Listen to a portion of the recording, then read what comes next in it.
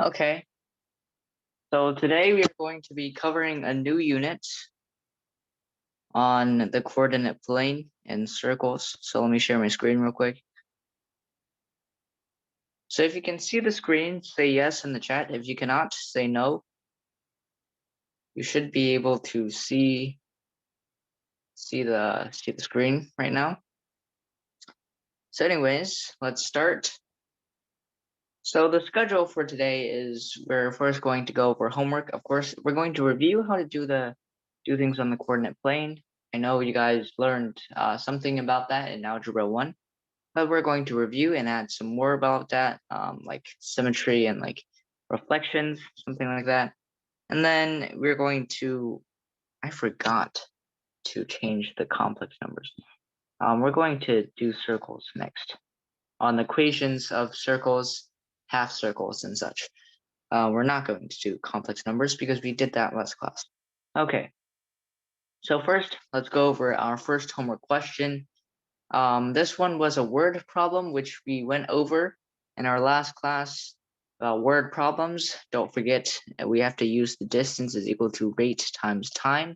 So make sure you guys use that. And then after I review the homework, we can start working on the coordinate plane. So everybody, just put your answers in the chat. I'll give you a couple moments to do this problem, and then we can go over it. So I think most people that turned this in got it correct, so that's very nice. And I would like you, some maybe later, instead of putting your answers in like 3.7 or 3.6 hours, say like 3 hours and 36 minutes. Maybe that would be more precise, better, you know.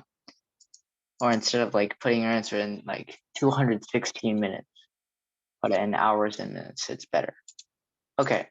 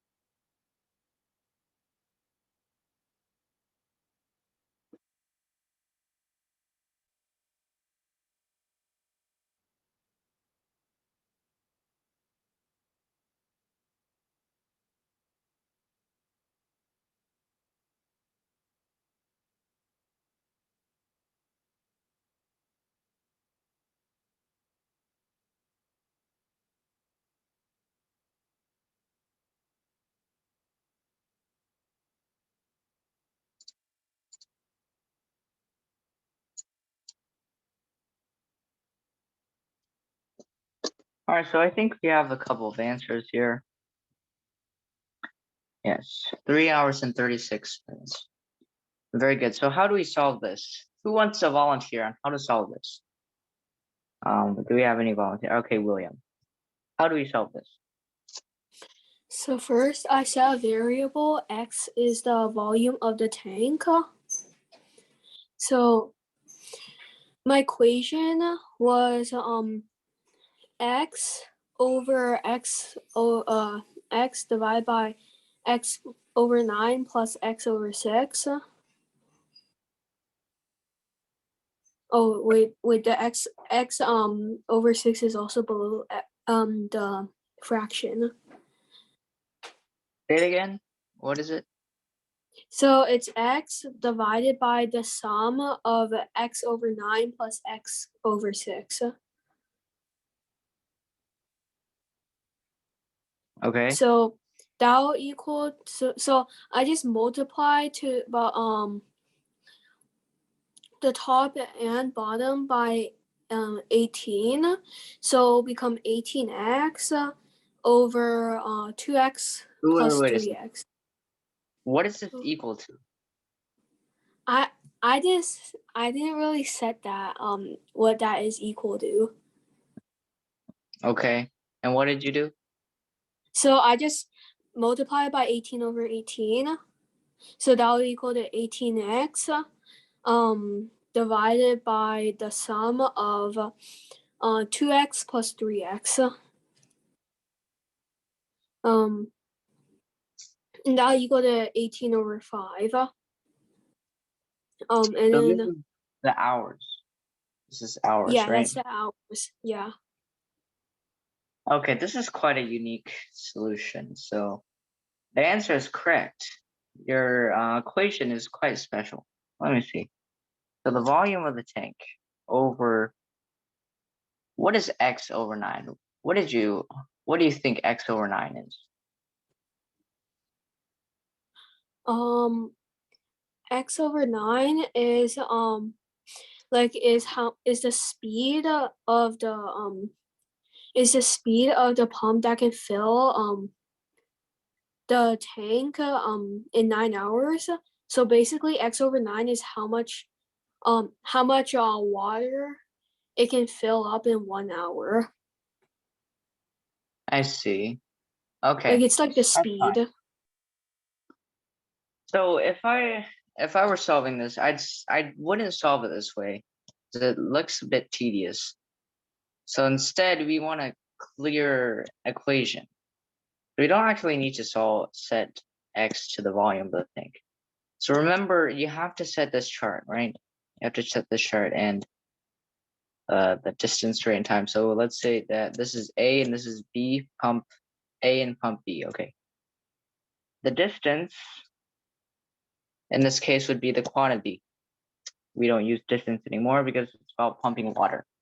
The quantity is always going to be 1 because you're always pumping 1 tank. Or if it was 2, it'd be 2. The rate, we don't know. Maybe we'll find it out later, And the time, pump A can be 9 hours and pump B is 6. And since Q is equal to R times T, 1 is equal to 9R, therefore the rate is going to be 1/9, and 1 is equal to 6R, therefore the rate is going to be 1/6. So basically, the time that these two pumps are operating is going to be the same. The only difference is that the rate is going to be different.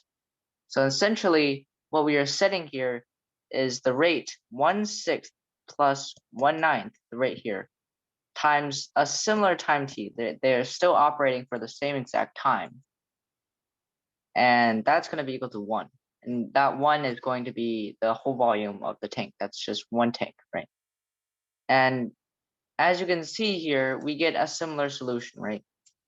What is this? 3 over 18 plus 2 over 18 is 5 over 18. T is equal to 1, therefore T is equal to 18 bits. So William, you had a similar equation, right? But in later homework assignments, I'd recommend you use something like this. So it shows your thought process. much more clearly. It's a better method, right? So, are there any questions? If there are no questions, then I would like to move on to number 2. So some people said no solution for this, and that was fine. That was fine for like the class before last class, because we did not know how to use complex numbers. But now that we do know how to use complex numbers in I'm going to require you guys to put your answers in imaginary numbers if possible, right? So make sure you put your answers in terms of I. Okay. So I'm going to give you a couple moments to solve this, and then we can go over it.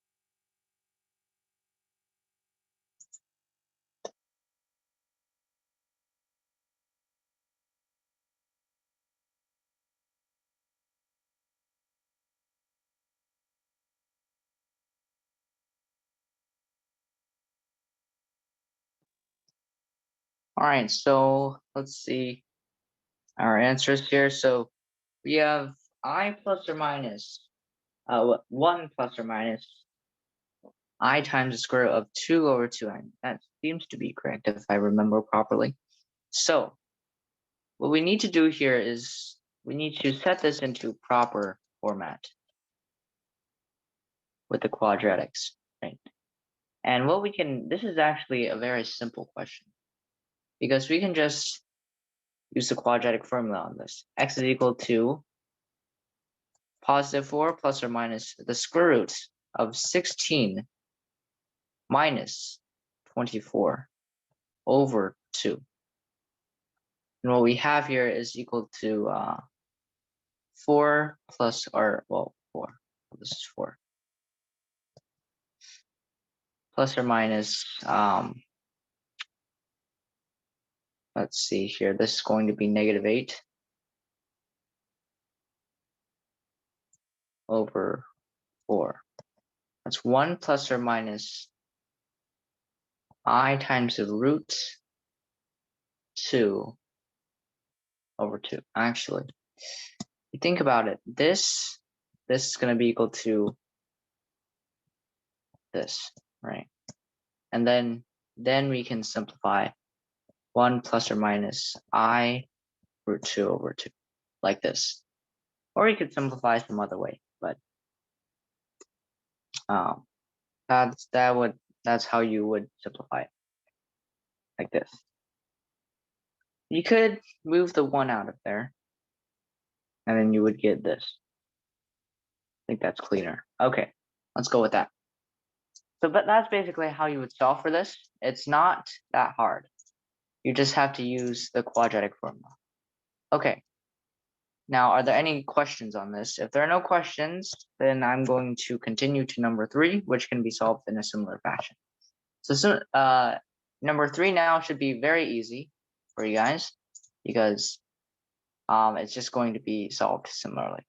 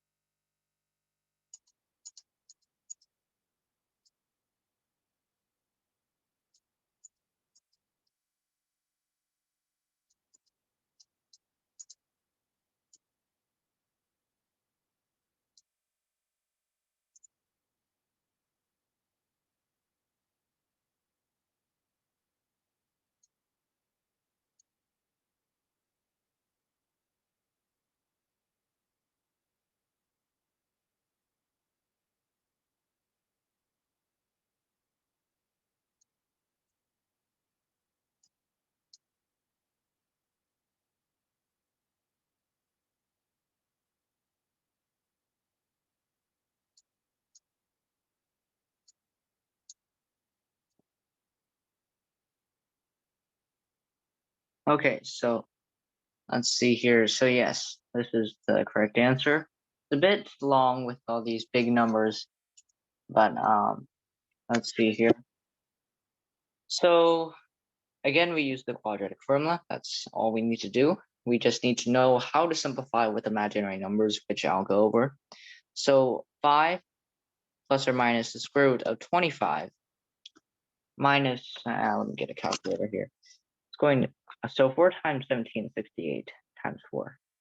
25 minus 68 times 4.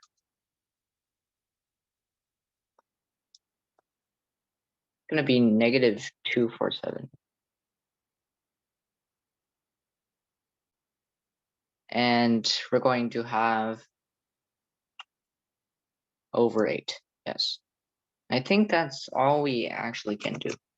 So we can't divide by 3 to 47. Yeah. Don't think we can simplify that in any way. So we're going to have 5 plus or minus I times the square root of 247 over 8. And that's actually just the answer here. So there's nothing too difficult about this homework. You just needed to know how to simplify with I. I just wanted to incorporate that in there. So now we're going to review a little bit about the coordinate plane. So this would be a good time to get out your notes. Maybe you don't need your notes at this point, but just a little bit of review. So of course, this is the y-axis, the x-axis, and the way we denote points on here is through the coordinate pair x, y. Now this is how many x values over, how many y values over, right? You have that point, x, y. Yeah, great. So we have quadrant 1, quadrant 2, quadrant 3, and then quadrant 4. Those are the quadrants. So the thing is, quadrant 1, both values are positive. Quadrant 2, the x value is negative. Quadrant 3, both values are negative. And then quadrant 4, the y value is negative. Okay, so that's about quadrants. Let's learn a little bit about the reflections. Let's say we have this point x, y. The reflection through the y-axis of this x, y would be like this. We're reflecting it across the y-axis, and then it would turn into negative x, y. And you might want to notice a trend here. Whenever you reflect a point across the y-axis, the x value is going to turn negative or be reflected. Okay, so let's fix that. Pen is not working very well. Okay, that's fine for now. How about if we reflect through the x-axis? And we can notice here that whenever we reflect a point through the x-axis, the y-coordinate is going to be negative. And finally, this one you might not have learned yet, but reflecting across the origin, like this diagonal line here, reflecting over it, right? Reflecting with respect to the origin, in which this is the origin. I'm sure a lot of you know this. 0, 0 is the origin of the coordinate plane. And in this case, both the x value and the negative and the y value are turned negative. So you might want to note that for further reference, because we will be working with symmetry here. So symmetry, what does it mean to have symmetry? It just means that one side is the exact same as the other. So if you see here this line, actually that's not the very good first example. What about this line? This line is symmetric with respect to the y-axis, because it's the same on both sides of the axis, right? So it's symmetric with respect to the y-axis. This line is going to be symmetric with respect to the x-axis, because it's the same on both sides of the x-axis. And this one finally is respect to the origin. So that's symmetry. Let's look at some other types of symmetry. So let's see here. We have a parabola, right? We learned how to graph these in Algebra 1, I'm pretty sure. You learn how to graph them. And if we have a point AB here, this pen is really not working. I have a point AB here. Just like we said earlier, when we reflect it across the y-axis, we're going to have negative AB. So that's the symmetry of that. So I'm not going to write any more on that because this pen is really bugging right now. So you get the idea. This is respect to the y-axis. This is with respect to the x-axis. And this is with respect to the origin. So that's symmetry. Now let's go a little bit further into symmetry and find out how to figure out if how we can find if these equations are symmetric. So I'm gonna have a couple examples up here. Okay. So y is equal to 1/2 x plus 1. For example, y is equal to the absolute value of x. For example, what is this? The absolute value of y is equal to negative x. For example, then x squared plus 4y squared is equal to 4. So let's just graph these. Okay. So let's look at this for a second. Let's graph each of these. One here.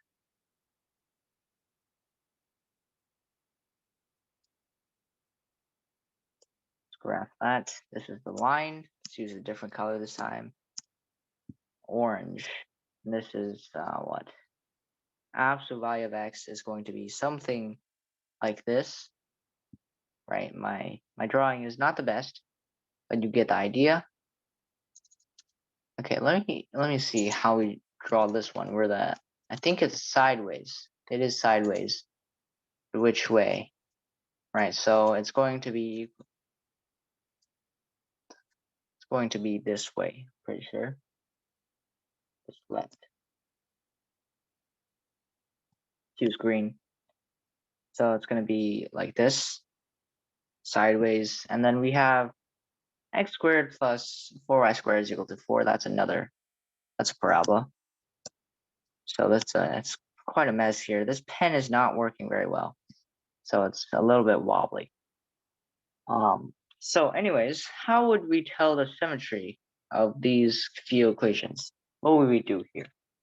So when we want to tell the symmetry, we have made the observation that when it's reflected across the y-axis, the x values are going to be negative, right? They're going to be replaced with negative x. So if you want to find if an equation is symmetric about the y-axis, we are going to replace x with negative x. And then we get y is equal to 1/2 of y is equal to, let me change the color. We get y is equal to 1/2 of negative x plus 1. Obviously, this doesn't work. It's not the same. It's only symmetric to the y-axis when the equation is the same when x is replaced with the negative x. So now let's go to maybe like if it's symmetric to the x-axis. And similarly, we replace y with negative y this time. And again, that isn't going to work. It's not the same. What if we replace both? Negative x, negative y is equal to negative 1/2 of x plus 1. This is also not the same. So it's not going to be symmetric at all because of that. Because of plus 1. Because the plus 1 is the y-intercept, and that shifts it upwards. It's not going to be symmetric anymore to the origin. So this just has no symmetry that we can actually find. Right now, it is symmetric in some way if you draw another coordinate plane. If you like transcribe it somewhere. But right now we can't find it. How about the next one? Y is equal to the absolute value of x. So from the graph here, we can see that it's going to be symmetric with respect to the y-axis. So let's test that out and see if it is. So again, when we want to find if something is symmetric about the y-axis, we replace x with a negative x. Y is equal to the absolute value of negative x, and we see here that it is the same. So it is symmetric with respect to the y-axis. And then we can do the same for all of these, right? These can be done with the same. So when it's symmetric about the y-axis, you're going to replace x with negative x. When it's symmetric with the x-axis, you're going to replace y with the negative y, and then the origin, negative x, and negative y. So I think you get the idea, right? It's very simple, and just a simple observation can lead you to this, right? So that's not all we're here for today. So the symmetry, the coordinate plane, right? You think that's it's pretty easy, right? So we're not gonna have too many problems on symmetry and stuff because we're not going to work with it that much. But the main thing we're here for today is circles. So I'm gonna introduce you to circles, and you probably already know what circles are. but not in the way that how I'm going to teach, right? The equations of circles. Maybe you don't know that yet. But first, let's just see what a circle is. Of course, a circle is defined by the radius, right? We all know that, right? The area of the circle is going to be pi r squared, obviously. You learned this a long time ago. And the diameter is going to be the radius times 2, the circumference, all of that, right? All of that. It's going to be 2 pi r. Okay? So this is very basic stuff about circles.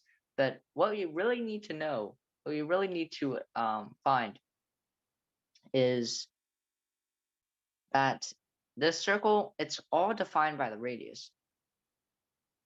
It's all defined by this radius. The distance from the center to a point on the circle. And this radius, you want to note that it is always constant. This radius is the same wherever that point is. So it's always the same. And because the radius is always the same and it's the distance from any point to the center of the circle, we can actually write an equation of a circle and graph it because it all depends on this radius. So let's have a point here, HK. HK is going to be the center of this circle. And let's draw a circle real quick. This is our circle with P, X, Y here. We know that P is on the circle, meaning that the distance between HK and P is going to be R, right? Now, we learned the distance formula between 2 points in Algebra 1. So who can tell me, is there anybody in the chat who can tell me what is the distance formula to find the distance between 2 points on a coordinate plane? So type in the chat, what is the distance formula? Pretty sure you should know this real quick.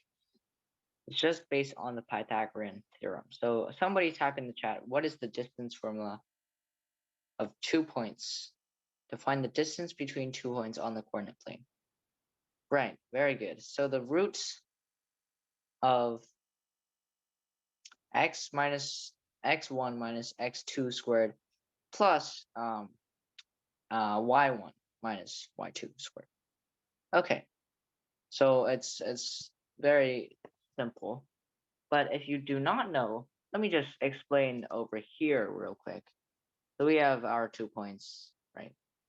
Let's call this x1 minus x. Didn't mean to do that.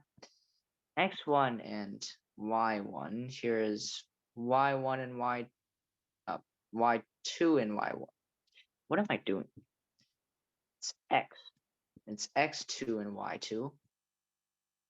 So the basis of this formula is we have to draw a right triangle here, and we can always draw a right triangle for any 2 points because the distance between these any 2 points here, as long as it's not vertical or horizontal, if it's at least some slope, some slant to it, we can always draw some kind of right triangle such that the distance between these is the hypotenuse of this right triangle. Therefore, using the Pythagorean theorem, we get that the distance formula, the distance is going to be equal to the square root of x1 minus x2 squared plus y1 minus y2 squared.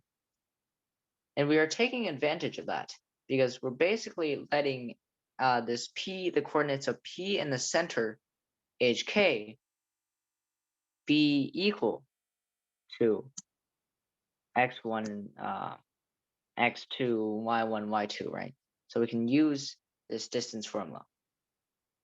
So then what we're essentially doing here is we know that the distance r is going to be equal to the square root of x minus h squared plus y minus k squared. But we don't like the square root, so instead we square the radius. Radius squared is equal to x minus h squared plus y minus k squared. So this is the equation of a circle. And notice here that it's minus h and minus k. So if you have x minus 3, you have x minus 3 squared plus y minus 2 squared is equal to 16, for example, then your center is not going to be -3, -2. It's going to be +3 and +2. So pay attention to this and make sure you don't mess up the center.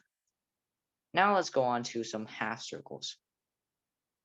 So let me write the equation of a circle here.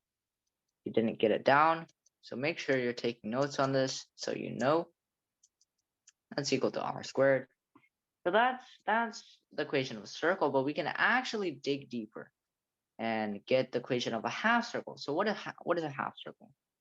What do we define that as? It's just, instead of this full circle here, we're going to draw a semicircle like this.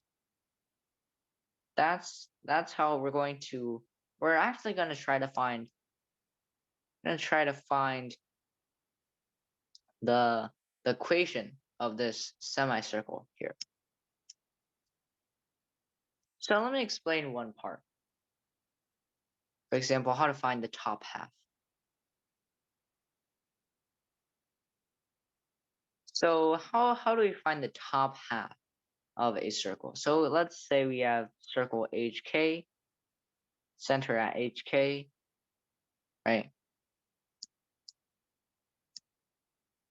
And we have a very bad drawn circle. Okay, you know what?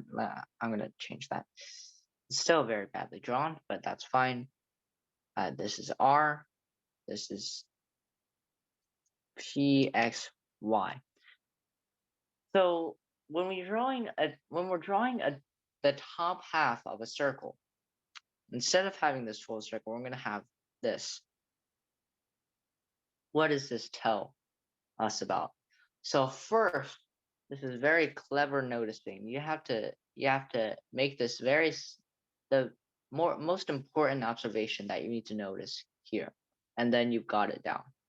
So the most important noticing here is that you need to notice that because we're only graphing the top half of a circle, every y coordinate on every point on the semicircle, y has to be greater than or equal to k. If you think about it, y cannot be less than or equal to k, because then it wouldn't be just the top half of a circle. So I'm gonna let that sink in for a little bit, and let's just do this. So we get to essentially find the equation of this top half of a circle. What we need to do is we need to exploit this, right? We know that y is greater than or equal to k, but why does that matter? Why it matters is because it makes y minus k positive. Since y is always greater than or equal to k, it's going to be positive, and we need to exploit that. So let's move all of this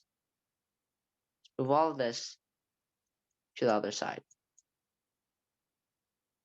right? And then we get this, and we want y by itself. What we can do is we can take the square root of both sides, and remember, the square root of x squared is always going to be equal to the absolute value of x. So we're going to get an absolute value of y minus k is equal to the square root of r squared minus x minus h squared. But we don't want this absolute value either, right? So let's recall the definition of an absolute value is equal to x if x is greater than or equal to 0, or negative x if x is less than 0. And since we know that y minus k is greater than or equal to 0, it's just going to be equal to y minus k. It's equal to square root of r squared minus x minus h squared. Y is going to be equal to k plus r squared minus x minus h squared. That is the equation of the top half of a circle. And we can similarly do the bottom half of a circle, except it's going to be negative this time. So then that's how you would do the bottom half of a circle. Okay, so now let's go on to some practice problems where we will be able to find the right half of a circle. So let's do this first. Find the equation of a circle with the center is equal to -2, 5, and the radius of length 8. So this should not be too difficult. If you, let me just finally just put this one more time up here. So make sure you don't forget this. Okay, I'm gonna give you a couple moments to do this, and then we can solve.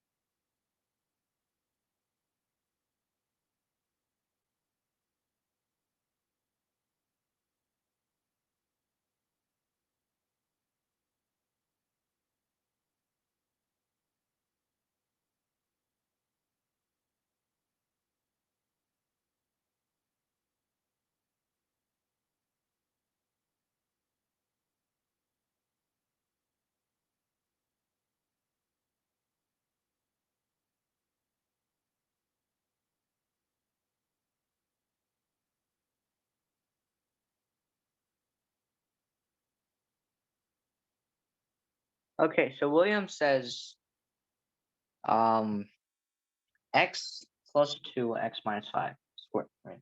Equal to 64. So, and that's exactly correct because we know the center and we know the radius. That's all we need to know, right? So again, you're going to have a format similar to this.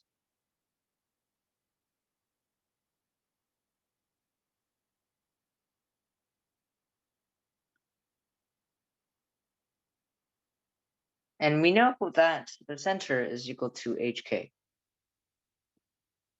And if we compare the center here to -2, 5, we see that h is -2.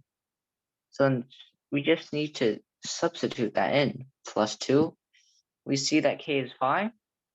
Great. That's -5 here. And then radius of length 8, it just feeds you it. 64. And you're done. Right? That's all you need to do. Now, how about the next one?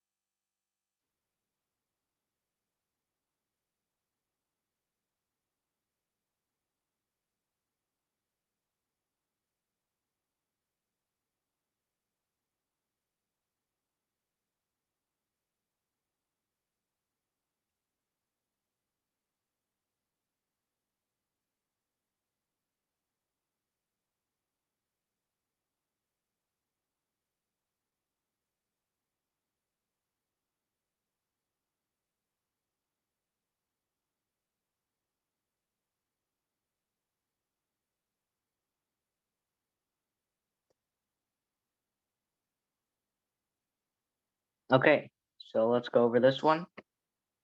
So find the equation of a circle with center at 3, -2, and passes through 1, 1. So we have quite a slightly a little bit more work here to do. So it passes through 1, 1. We know that 1, 1 is a point on here, and we need to find the radius because we already have the center, right? So instead, we're going to find the distance between the center and this point. And this can be done quite easily with, we can do like 3 minus 1 squared is equal to plus negative 2 minus 1. Or it's going to be equal to square root of 4 plus 9 is equal to 13. Square root of 13. But r squared is just going to be equal to 13. So that's going to be part of our equation, and we can just plug the center in there. Like this. So finally, now we can do something a little bit more challenging. So first, we need to find the equation of the right half of the circle, and then we need to find the right half of this circle. So before we do anything, let's just find the right half of a circle. So the right half, x is going to be greater than k. Well, h. It's going to be greater than h.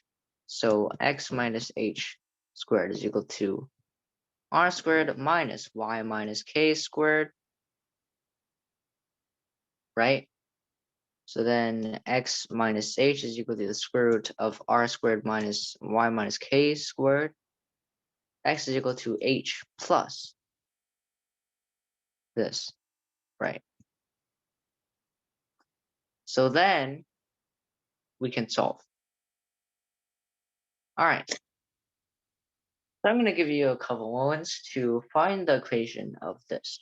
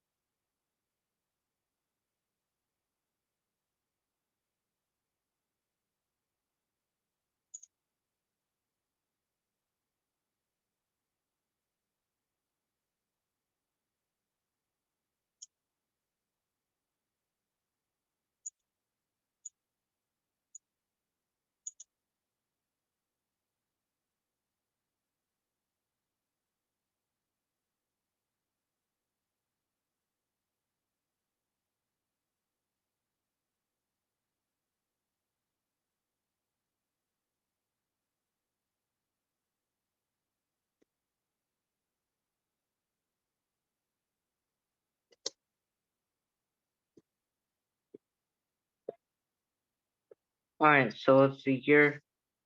You can see that x is going to be, yes, okay.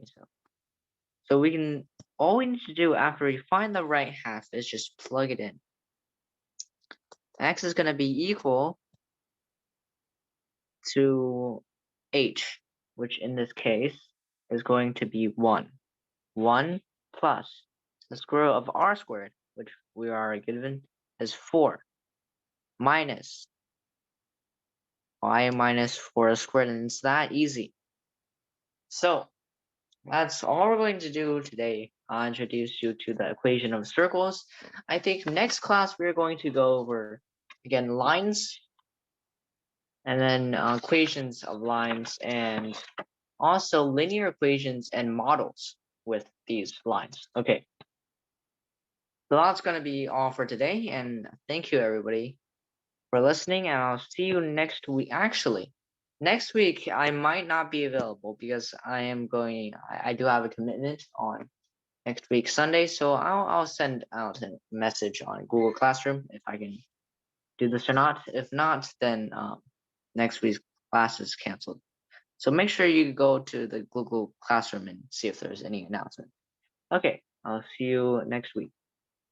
Thank you.